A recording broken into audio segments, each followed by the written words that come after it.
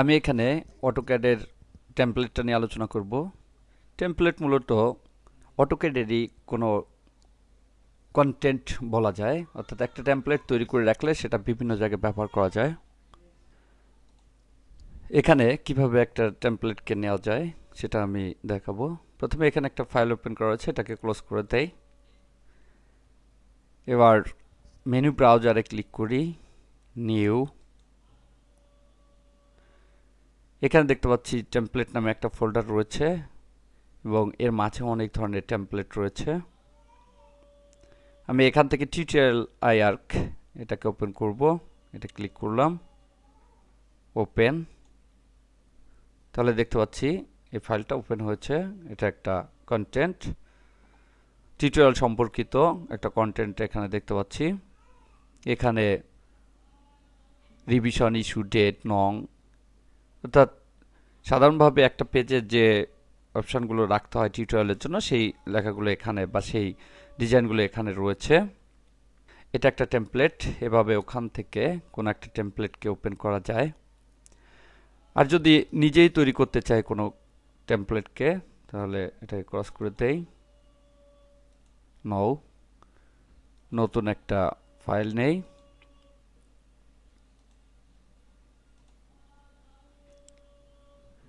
এখানে একটা বৃত্ত আঁকি।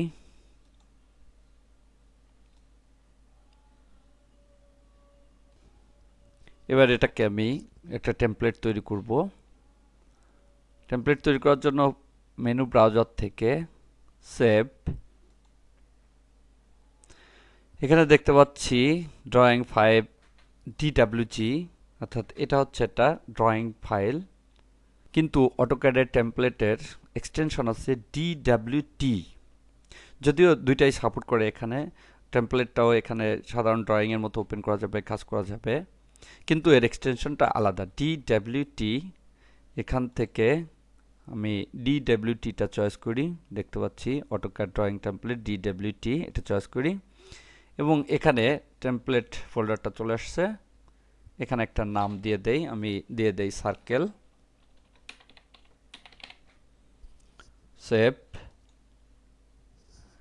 এখানে দেখাচ্ছে এর ডেসক্রিপশন এবং এখানে মেজারমেন্ট, ইংলিশ হবে না মেট্রিক হবে, এখানে ইংলিশ।